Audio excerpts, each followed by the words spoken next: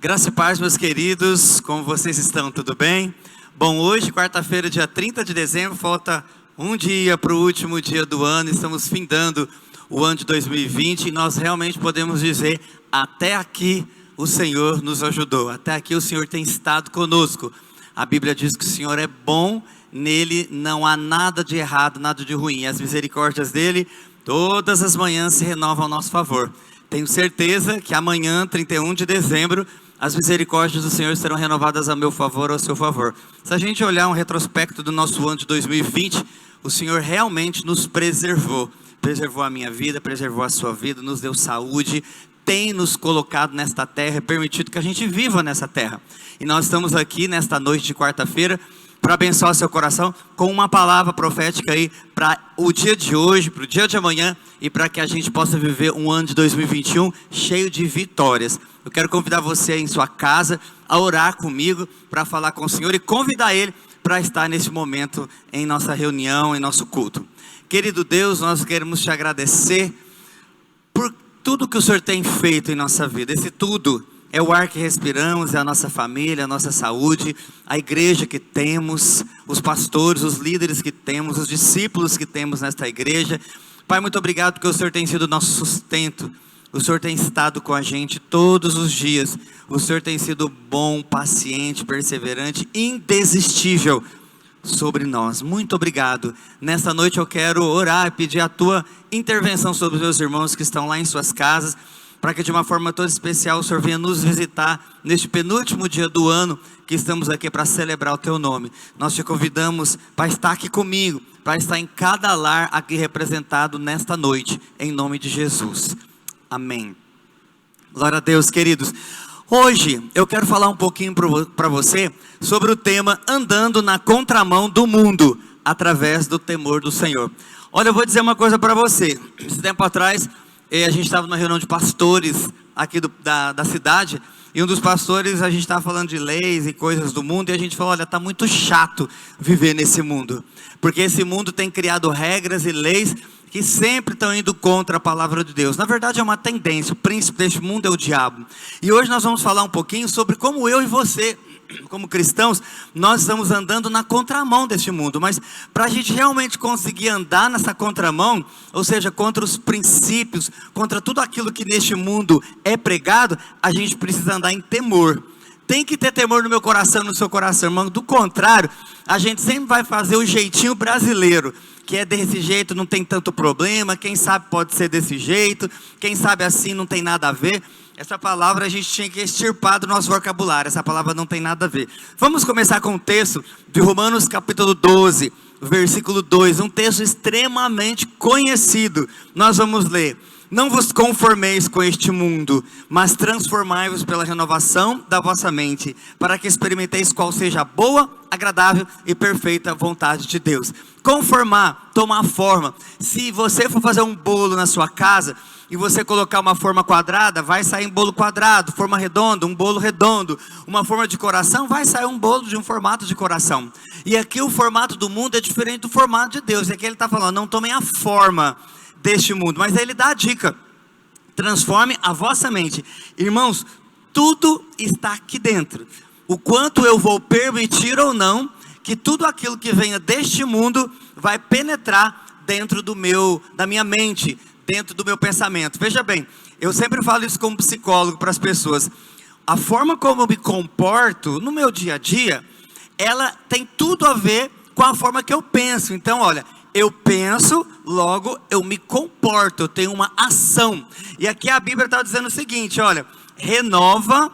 Ela fala aqui, olha, transformar-vos para a renovação da mente. Então é renovar a mente. Então nesta noite, eu quero falar um pouquinho com você sobre esse tema aqui que as pessoas não têm entendido o que é andar na contramão do mundo.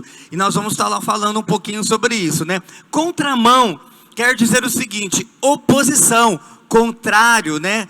Divergente, opiniões opostas sobre um assunto. E nós como cristãos, não tem jeito, nós temos opiniões muito opostas àquilo que o mundo prega. E eu quero aqui falar rapidinho sobre 3 inimigos que nós temos como cristãos, que impede que nós possamos andar na contramão do mundo.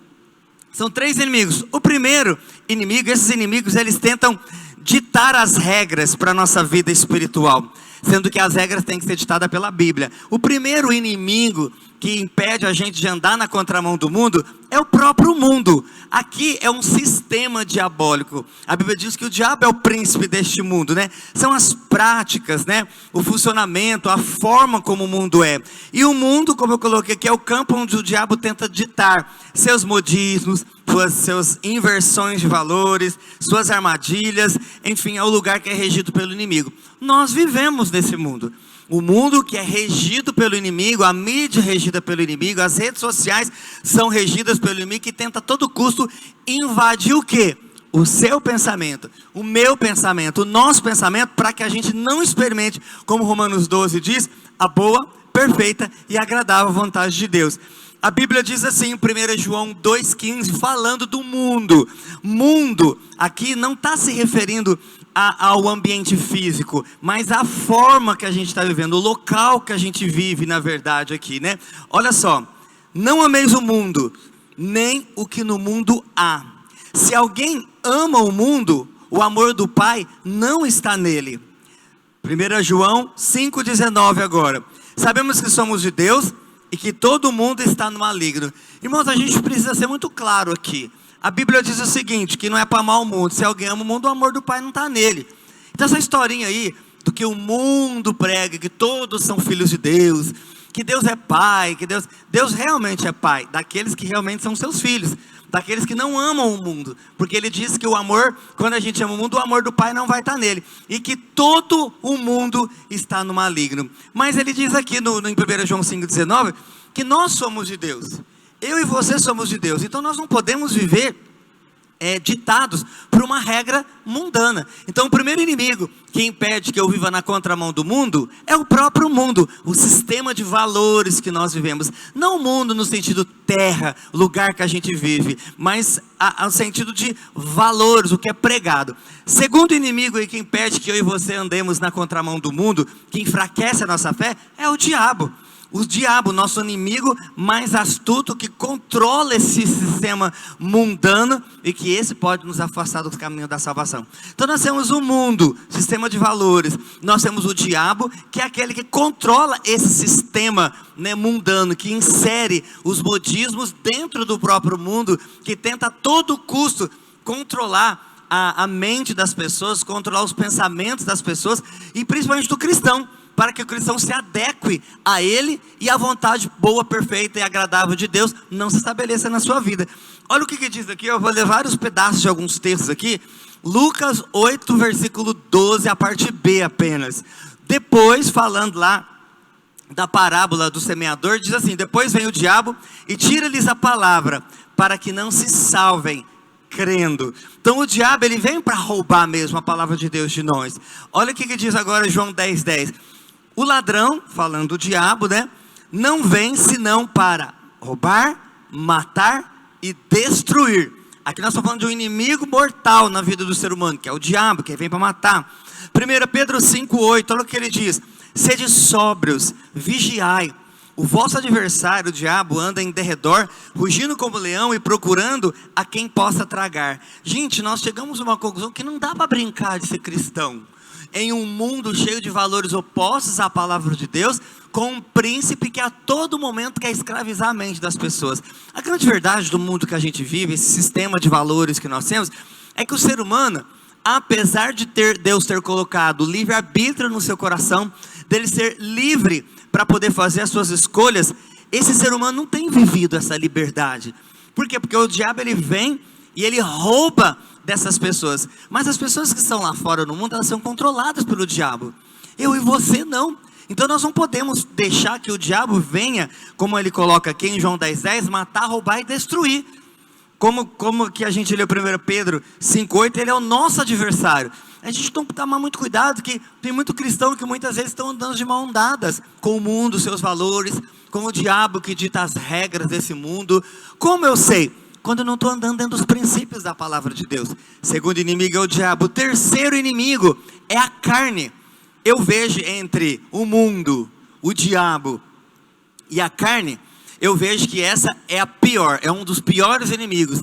pior que o diabo e pior que o sistema de valores do mundo. Porque a carne, a gente está falando de emoções, de desejos, né? Porque sempre vem disfarçado dentro de nós.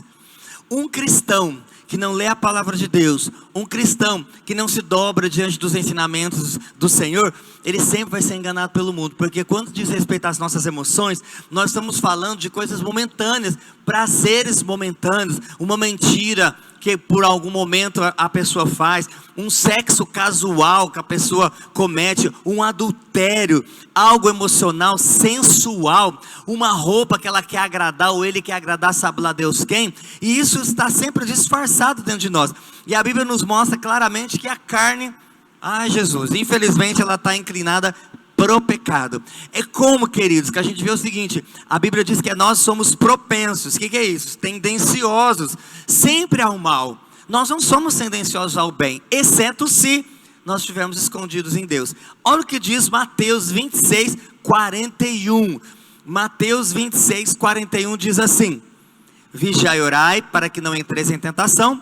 Na verdade o espírito está pronto, mas a carne é fraca. É interessante que as pessoas sempre colocam o seguinte, que a carne está fraca, mas elas nunca colocam que o espírito está pronto.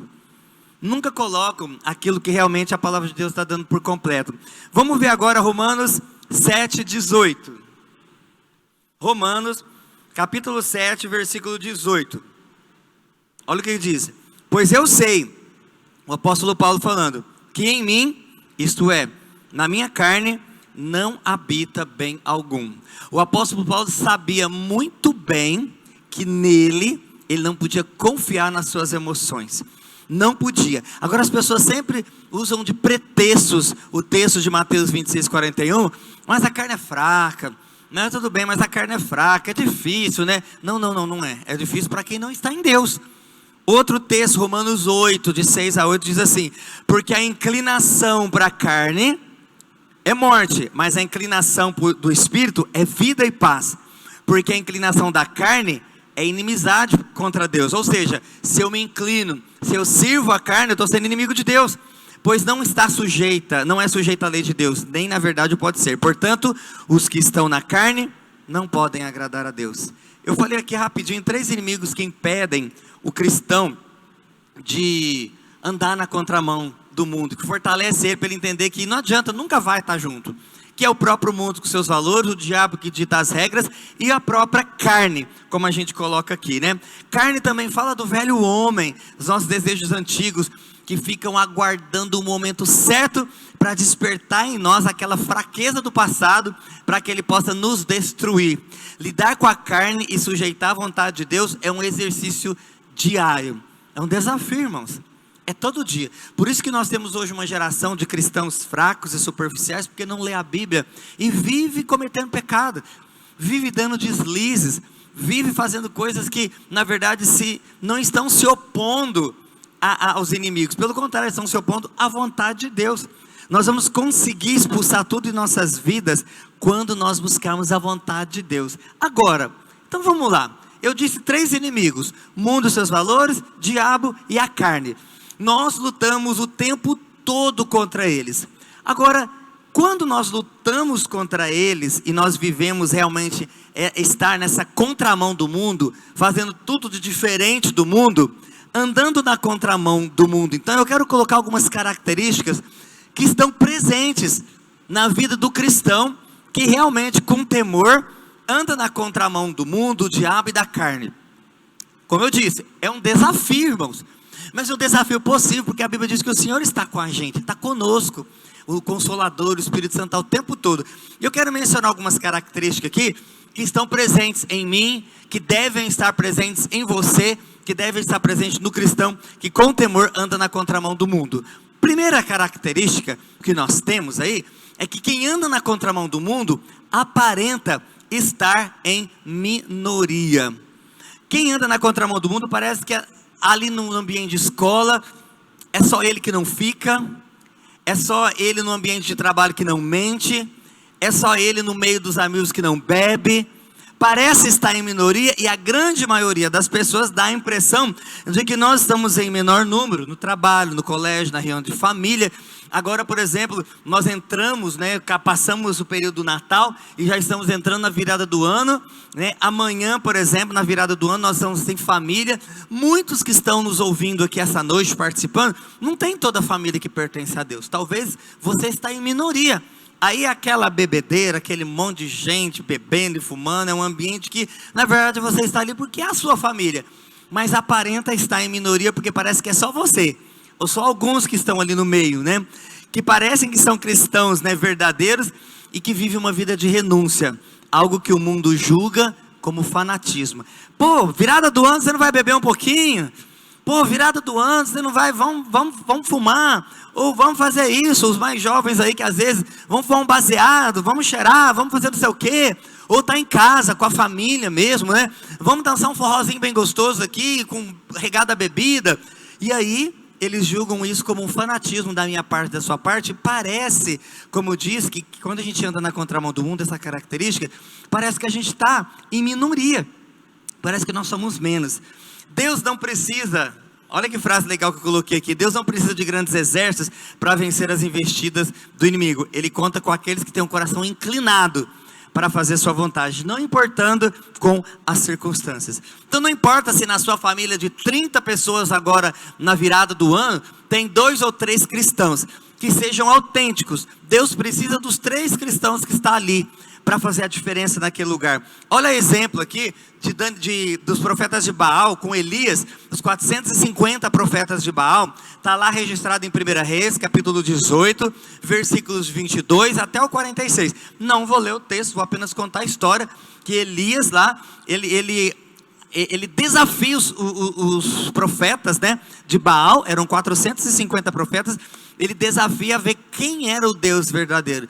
Queridos, era 1 contra 450. Se Elias ficasse olhando como muitos cristãos ficam naquele coitadismo, naquele vitimismo, porque sou só eu nessa família, sou só eu nessa escola, sou só eu nesse trabalho. Elias não viu isso, ele simplesmente estava cheio do Espírito Santo de Deus, ele era guiado pelo Espírito de Deus, e a Bíblia diz que choveu fogo do céu, o holocausto foi consumido, e Elias triunfou sobre aqueles profetas que serviam falsos deuses. E a Bíblia diz que todos foram mortos por um homem que decidiu, mesmo aparentemente sendo minoria. Quando eu falo aparentemente, fisicamente, ele era em unidade, e nós muitas vezes estamos assim, mas o Senhor diz o seguinte em Isaías 41:10, Isaías 41:10, não temas, porque eu sou contigo, não te assombres, porque eu sou teu Deus, eu te esforço, eu te ajudo e te sustento com a destra da minha justiça. Olha, gente, que versículo lindo. Quando a gente pensa que parece que a gente está em minoria, mas quem anda na contramão do mundo sempre vai aparentar, entre aspas, que somos em minoria, mas aqui nós não somos, porque a Bíblia diz que o Senhor está com a gente. Ele diz que não se assusta não, eu te esforço, te ajudo e te sustento. Então eu tenho que crer na palavra de Deus, que Ele me sustenta, que Ele está comigo. Sabe, irmãos, não vale a pena a gente se vender, como a gente fala, vender a nossa alma por uma virada de ano, vender a nossa alma por um almoço, um jantar em família, vender o nosso testemunho de vida na escola, no trabalho, para receber um aumento de salário, ou simplesmente para a gente conseguir crescer de cargos na empresa. Aparentemente você parece que está em minoria, mas o Senhor está com você, querido, acredita nisso, Ele está comigo, está com a gente. A segunda característica de quem anda na contramão do mundo, chama a atenção pela sua postura diferente. O primeiro, quando eu falei, que foi esse agora, parece estar em minoria, e ao mesmo tempo, o que chama a atenção, quando a gente anda na contramão do mundo, é a nossa postura diferente dos demais. Quando nos comportamos diferente do que o mundo espera, somos facilmente percebidos, e também perseguidos, né? Chamamos a atenção por não nos entregarmos às suas práticas, e aí a gente é atacado. Por quê? Porque o nosso posicionamento é diferente. Eu acho complicado um cristão, que na verdade as pessoas veem e o recebem de forma tão natural, como se ele fizesse parte daquela turma. Claro que eu posso fazer parte de uma turma da faculdade, no meu trabalho e tudo mais, mas eu preciso ter uma postura diferente. Se eu estou no meu trabalho, na minha família, quando eu falo família, eu estou falando no macro, né? As grandes reuniões de família, e eu não tenho uma postura diferente, vamos ter alguma coisa de errado. Como eu falei há uns minutos atrás, aquilo ali é visto para nós como um fanatismo. Se estamos em Cristo, de fato devemos ser e agir diferente do que o mundo dita, do que o diabo propõe e do que a nossa carne nos convida para seguir. Gente, o livro do profeta Daniel, quando ele foi para a Babilônia, ele tinha aproximadamente 18 anos. Era um jovenzinho, mas era um jovenzinho que tinha uma postura diferente. E olha que interessante, ele entra no primeiro item nosso. Ele estava em minoria, mas ele mesmo estando em minoria, ele tinha uma postura diferente. Babilônia era um lugar de muitas seduções mundanas.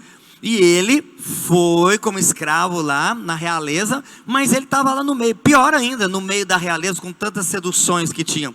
Em Daniel, capítulo 1, versículos 5 a 8, eu não vou ler, só estou citando aqui, a Bíblia diz que ele decidiu não se contaminar com os manjares que eram oferecidos para o rei no palácio.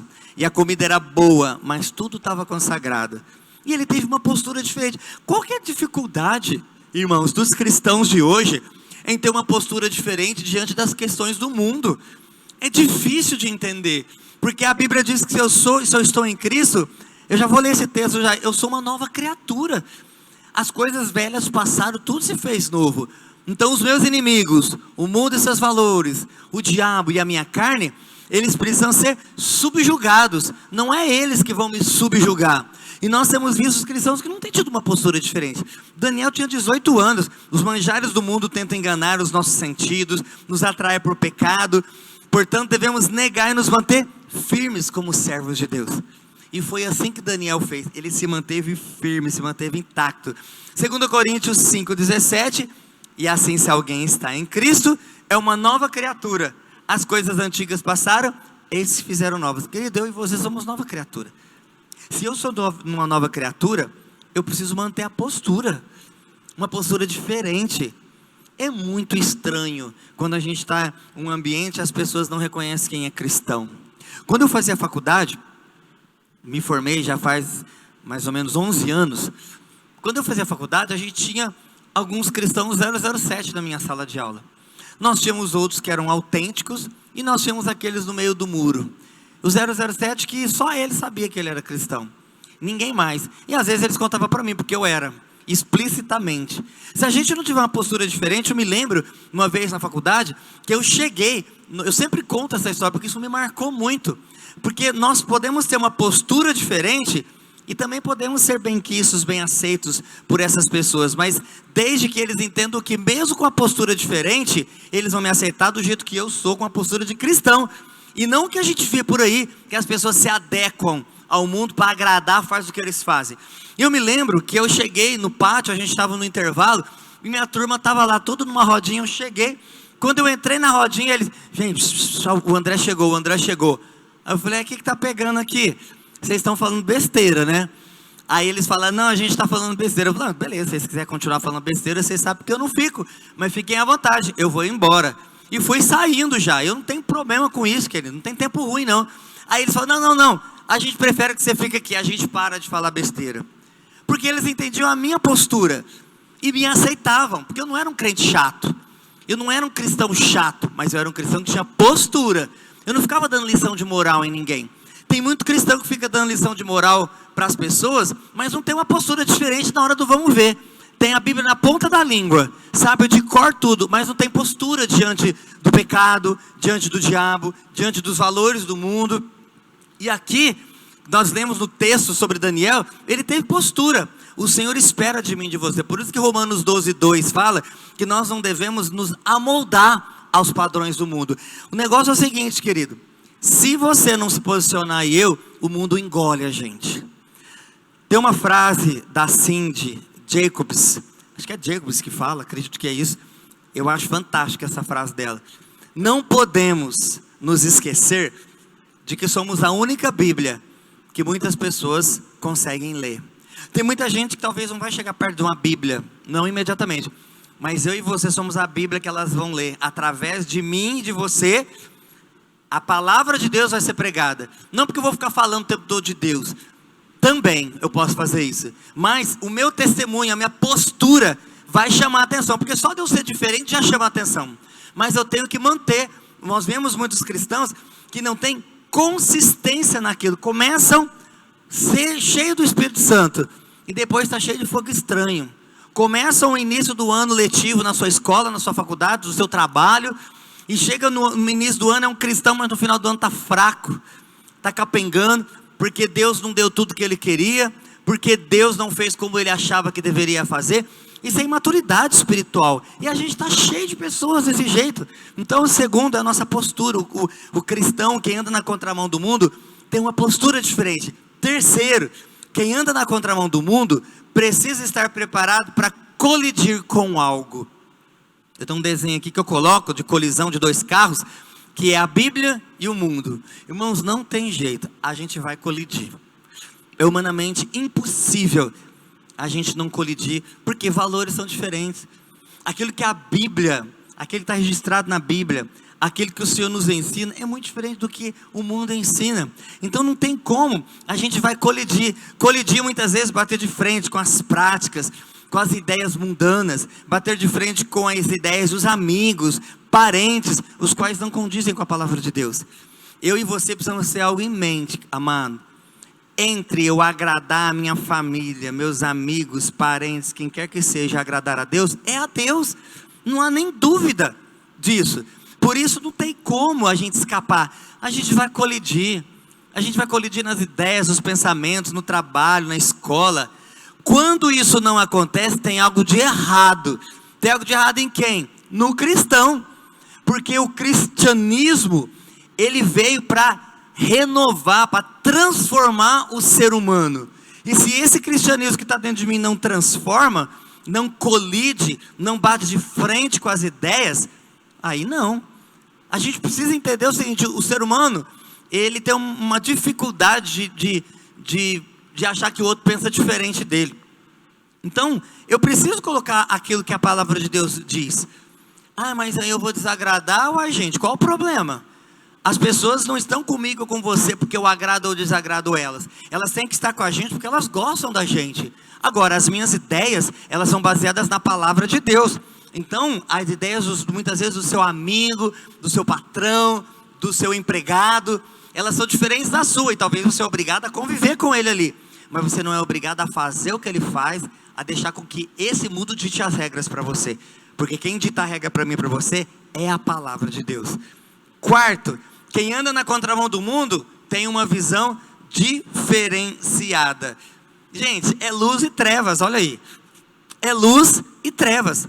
Não tem como, a gente pensa diferente. É visão de mundo, visão de homem. Nós temos uma visão que estamos indo para a eternidade. E porque eu tenho a visão que estou indo para a eternidade, apesar de eu ter que trabalhar, de eu ter que ganhar meu dinheiro, de eu querer comprar um carro, uma casa, não sei o quê, tudo isso faz parte dessa vida, mas eu estou caminhando para o céu. Agora, a visão diferenciada é que as pessoas dessa terra, elas pensam só nisso. Eu fico imaginando como que vai ser. Na verdade eu não consigo.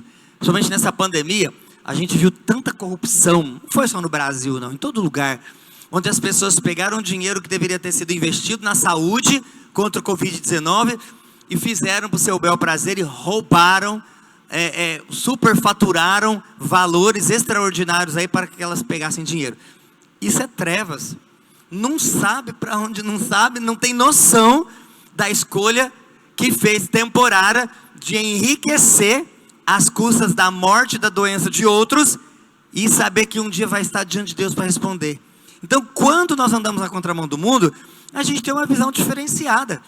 Não importa o que vão te oferecer, não importa o que vão te falar, a minha visão é baseada na palavra de Deus. Hoje, a gente estava almoçando aqui no escritório, e aí eu falei o seguinte, que a gente está falando do dinheiro, né, de ter dinheiro na mão. O dinheiro, gente, não é o dinheiro que corrompe a pessoa. O dinheiro apenas mostra para ela aquilo que ela já é.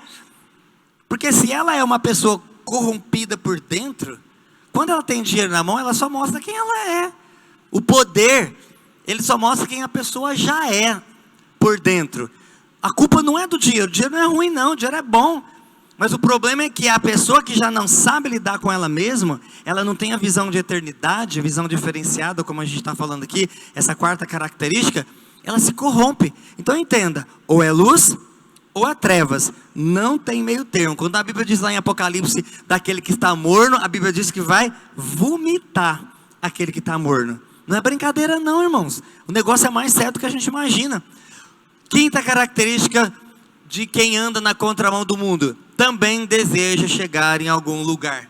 Enquanto eu e você como cristãos estamos caminhando para chegar no céu, e por conta disso as minhas atitudes, os meus comportamentos, as minhas decisões, os meus pensamentos, eles são baseados na palavra de Deus, o mundo é diferente. Estão indo para o inferno. Consequentemente, é o amor ao dinheiro, é o poder, é a escravidão, é aquilo que a gente vê aí fora o tempo todo. É a mentira, é o sexo ilícito, é o adultério, é a prostituição, é a fornicação, é tudo que a gente vê no mundo. E estão caminhando por quê? Porque não sabe, deseja chegar em algum lugar. Eu e você, a gente deseja chegar em um lugar, no céu. Por isso que a gente está andando na contramão do mundo. Irmãos, não tire o foco, não desfoque. Você está aqui nessa igreja com a gente, ou você que está nos assistindo hoje, talvez pertence a alguma outra igreja, ou não é de uma igreja evangélica. Entenda o seguinte, a gente está caminhando com o alvo para o céu. Se eu estou caminhando com o alvo para o céu, então eu tenho uma postura diferente. Pareço que eu estou em minoria, mas eu não estou. E eu preciso ter esse entendimento, que eu vou colidir com os valores do mundo, como eu coloquei aqui agora. E eu tenho uma visão diferenciada. Por quê? Porque eu sei onde eu quero chegar. Você sabe, irmão, onde você quer chegar? Você sabe onde você quer? Ah, eu quero ir para o céu. Tá, mas o que você está fazendo para ir para o céu? Qual é o seu nível de contramão do mundo? Porque não tem jeito. Não tem jeito. Cristão que é cristão de verdade, sempre vai estar na contramão do mundo. A gente não pensa como o mundo, a gente não deixa o diabo nos dominar. E a carne não vai nos dominar também. Sua visão está nas coisas de Deus? Não há apego. Cristão, quando ele tem assim, ele sabe onde ele quer chegar, ele está com a visão de céu, não há apego com as coisas dessa terra. Seu alvo é chegar no céu, e por conta disso suas atitudes e comportamentos vão determinar onde ele realmente quer chegar. Hoje a gente pergunta para um monte de gente, você é cristão? Sou. Você tem certeza que vai para o céu? Sei, eu tenho certeza. Eu não sei. É muita falta de Bíblia hoje nessas pessoas. Eu não sei o que as pessoas estão pensando. As pessoas, elas de alguma forma enganosa. O diabo antigamente enganava lá fora, agora ele engana as pessoas dentro da igreja. Elas acreditam que mesmo estando na mentira, mesmo estando com uma terceira pessoa nos seus relacionamentos conjugais, mesmo não cuidando de suas famílias, mesmo roubando a Deus no dízimo, na primícia, na oferta, elas ainda acreditam que serão salvas. Eu não consigo entender essas coisas. Que engano é esse na vida das pessoas? As minhas atitudes, os meus comportamentos vão determinar onde eu vou estar. Quando a gente fala, por exemplo, das questões de oferta, o dízimo, as pessoas falam o seguinte: eu amo a Deus em primeiro lugar. Ama nada. Se amasse a Deus, não teria problema de pôr a mão no bolso e dar para o reino de Deus. Por quê? Porque as pessoas têm dó. Dói o coração, seja financeiramente falando, seja lá fora. Dói o coração, eu preciso fazer isso para me subir de cargo na empresa. Eu preciso fazer isso para mim receber um salário maior. Não, o que a gente precisa é deixar que a Bíblia determine as minhas atitudes e os meus comportamentos, ainda que eu vou contra tudo e todos. Nesse caso, não adianta a gente ficar falando, a gente tem que agir. Vamos só recapitular antes da gente encerrar? Eu disse aqui para vocês 5 características de quem anda na contramão do mundo. A primeira é que quem anda na contramão do mundo aparenta estar em minoria. Segundo, quem anda na contramão do mundo chama a atenção pela sua postura diferente. Terceiro, quem anda na contramão do mundo precisa estar preparado para colidir com algo. Não adianta, a gente pensa diferente do mundo, ou pelo menos tem que pensar. Quarto, quem anda na contramão do mundo tem uma visão diferenciada. Reino, céu, trevas, céu, inferno. E quem anda na contramão do mundo também deseja chegar a algum lugar. Eu e você desejamos chegar no céu. E para isso, as minhas atitudes, os meus comportamentos têm que condizer com tudo aquilo que está na palavra de Deus. Andamos na contramão do mundo porque temos convicção, queridos, de que este mundo, como diz a Bíblia, está no maligno, e nós não somos do maligno. Então por que seguir o curso desse mundo? Se a Bíblia diz que nós não somos deste mundo, por que seguir esse mundo? Os padrões falhos, os padrões que não vão dar certo, que só servem enquanto a vida estiver aqui. Nesse ano de 2020, nós mais do que em todos os anos, nós chegamos a uma conclusão: a vida realmente, como diz a Bíblia, é uma neblina que passa e desaparece. Quantas pessoas não chegaram ao final desse ano por conta de um Covid-19, por conta de outras enfermidades? Quantas pessoas? Quantas pessoas ao longo do mundo não chegaram? Quantas famílias, infelizmente, perderam entes queridos que achavam que ia chegar ao final do ano, não chegou? Porque a gente precisa se preparar. E andar na contramão do mundo, eu tenho que estar preparado em todos os momentos. Porque se Jesus volta, eu vou me encontrar com Ele. Se Ele decidir me recolher, eu vou encontrar com Ele também. Eu não tenho que temer nada disso. O que eu tenho que temer é se eu não tenho convicção se eu vou para o céu ou não. Mas você precisa ter, porque a Bíblia nos dá essa segurança, que quem está em Cristo é uma nova criatura. Que a Bíblia diz assim, que quem crê já está salvo e não vai ser condenado. E eu preciso entender e ter postura diante das coisas de Deus. Postura diante do pecado. Caso contrário, irmãos, eu vou me perder. Quantas pessoas têm se perdido? Eu quero orar para você nessa noite, para que o Senhor fortaleça a sua fé. Irmãos, esse ano de 2021, Ele promete ser o melhor ano da sua vida e da minha, se eu e você tivermos uma postura. Não adianta ficar profetizando que vai ser o melhor ano da vida se não tomar posição. Não adianta nada disso. Eu preciso profetizar e me posicionar diante daquela profecia que eu estou recebendo de alguém. No dia 31, os pastores, nós vamos colocar alguns atos proféticos para você. Você pode ouvir a partir das 9 da noite de quinta-feira de amanhã, ou você vai poder ouvir meia-noite. Vão ser 12 minutos mais ou menos, onde cada pastor vai estar profetizando algo sobre cada mês na sua vida. Tudo isso pode ou não ser realidade. Depende do quanto você está disposto a se posicionar diante dessas circunstâncias. Vamos orar? Senhor, muito obrigado por cada irmão que até agora está aqui, envolvido neste culto, ouvindo a Tua palavra. Que a Tua palavra penetre em cada coração. Que a Tua palavra venha de acordo com cada necessidade, trazer cura, alívio e trazer posicionamento para cada um dos meus irmãos. Eu quero pedir a Tua bênção sobre eles. Senhor, nos ajude a entender que existe esse preço para andar na contramão desse mundo, e que esse mundo não vai levar a gente para lugar algum. Pelo contrário, ele nos leva para a perdição, para o buraco, para a derrota, para a pobreza, para a miséria. Mas nós estamos em Cristo, estamos em Ti, e nós queremos e vamos viver o melhor dessa terra, porque o Senhor está conosco, porque somos obedientes à Tua palavra. Muito obrigado, porque o Senhor sempre está conosco, em nome de Jesus. Amém. Amém, queridos.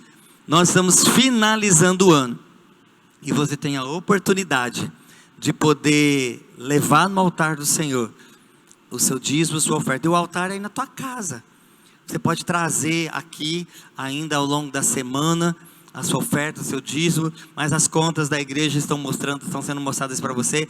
Pode transferir, faz como você acha melhor. Só ande na contramão do mundo no que diz respeito a finanças. Por quê? Porque você não pode pensar com o mundo. O mundo é agarrado a dinheiro. O mundo acha que dar o dízimo, a primícia, a oferta, é roubar. Você está dando para não sei o quê, para sustentar a igreja, para sustentar pastor. Não, eu estou dando para sustentar o reino de Deus. Domingo foi tão engraçado. Eu não sei se você já ofertou, porque a gente sempre faz uma oferta especial no final do ano. Sempre, todos os anos é assim. Uma oferta que me custe além. Algo que seja maior do que aquilo que eu sempre costumo dar no reino de Deus. E domingo o apóstolo estava falando aqui, e eu tinha me esquecido de ver. Aí eu comecei a orar, Deus, qual é o valor que eu vou dar? Aí a Loide já conhece, ela já veio perto de mim, amor, o que você pensou? Eu falei, amor, estou pensando aqui ainda. Aí ela falou assim, eu também estou pensando. Eu falei, amor, o que tem no meu coração é tanto. Era um valor relativamente alto para aquilo que eu poderia dar naquele momento. Aí ela falou, amor, eu pensei exatamente isso. Eu falei, é de Deus. Na hora, irmão, no culto, não pensei duas vezes. Peguei meu celular lá, já fiz a transferência na hora para a igreja. Por quê? Porque era algo que Deus falou comigo e com ela. Isso não tem nada a ver com dízimo, não tem nada a ver com oferta, não tem nada a ver com primícia. É uma oferta especial de final de ano. É uma semente que você lança para o próximo ano. Faça isso agora na sua casa. Se você não consegue transferir, vem e traga aqui. Mas além disso, dízimo, oferta e primícia. Sabe o que eu mais amo no final do ano? É chegar no final do ano e ver que na soma de tudo aquilo que ao longo do ano foram gastos, investimentos, despesas no nosso orçamento, meu e da Loidinha, o dízimo, a primícia e a oferta é a fatia extremamente maior do que qualquer outra conta que eu pude dar. Eu quero desafiar você a ser assim. Esse ano, Deus me surpreendeu, porque a pandemia, quando ela veio, eu falei, não, tem que ter fé, eu vou plantar, porque os meus pacientes vão correr tudo do consultório.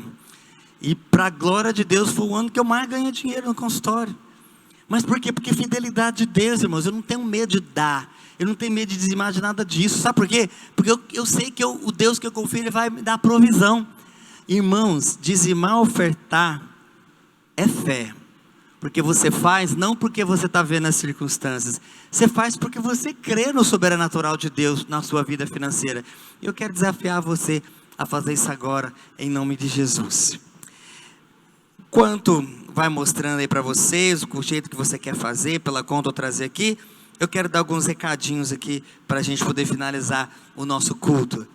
Bom, queridos, o Café com os Apóstolos, amanhã, no dia 31, continua sendo às 9 horas, e no dia 1º de janeiro, no feriadão, os apóstolos estarão sexta-feira, só que vai ser às 10, não vai ser às 9, tá ok?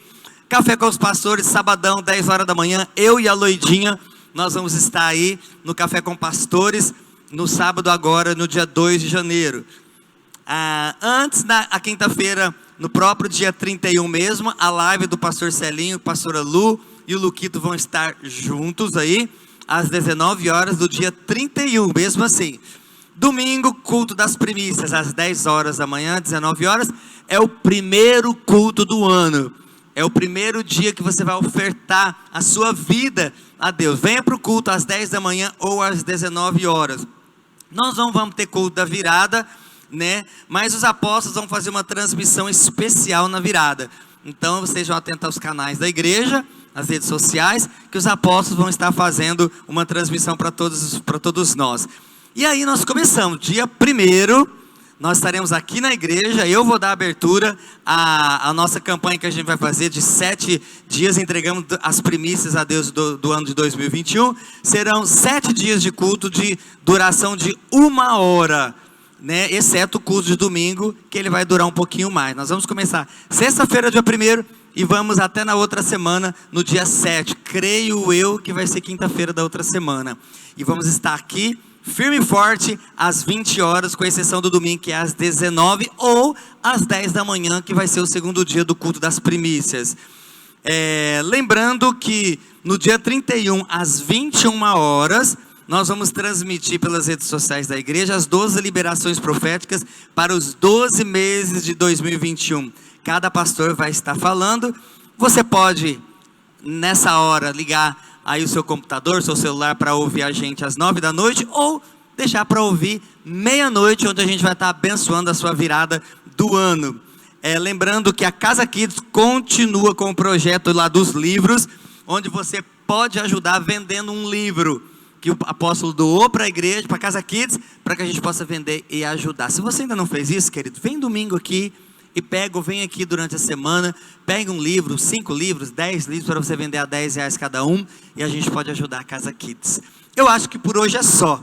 Nós vamos orar, encerrando o nosso culto. Agradeço a sua disposição de estar comigo até agora, nesse culto. Você permitiu que nós, como igreja, entrássemos dentro do seu lar, abençoássemos a sua vida e abençoássemos a sua família. Nos vemos então nas redes sociais nesses dias agora de virada de ano, e no domingo pela manhã, às 10 horas, e no domingo à noite. Vamos orar? Querido Deus, te agradeço por esse culto, te agradeço pelos meus irmãos, Te agradeço porque hoje, 30 de dezembro, até aqui o Senhor tem nos ajudado. E nós temos a certeza de que o Senhor sempre estará conosco. Seja amanhã, dia 31, seja na virada do ano, seja no ano de 2021. A Tua palavra nos garante que o Senhor está conosco até o final de todas as coisas. Eu te agradeço, que a graça do Senhor Jesus, o grande amor de Deus, o nosso Pai, as consolações do doce e amado Espírito Santo repouse sobre a Tua igreja, que está reunida em cada casa nessa noite, em nome de Jesus, amém. Deus abençoe, meu amado, nos vemos aí nas redes sociais, até mais.